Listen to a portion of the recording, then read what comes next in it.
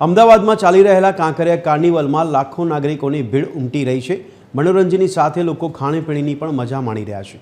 ત્યારે જન આરોગ્યની સુરક્ષાને ધ્યાનમાં રાખીને એએમસીના આરોગ્ય વિભાગે મોટી કાર્યવાહી હાથ ધરી હતી। આરોગ્ય વિભાગની ટીમે કાર્નિવલ પરિસરમાં આવેલા વિવિધ 19 ફૂડ સ્ટોલ્સ પર તપાસ કરી ખાદ્ય પદાર્થોના નમૂનાઓ લીધા હતા। આ નમૂનાઓને food safety and standard act મુજબ લેબોરેટરીમાં પરીક્ષણ માટે મોકલવામાં આવ્યા હતા।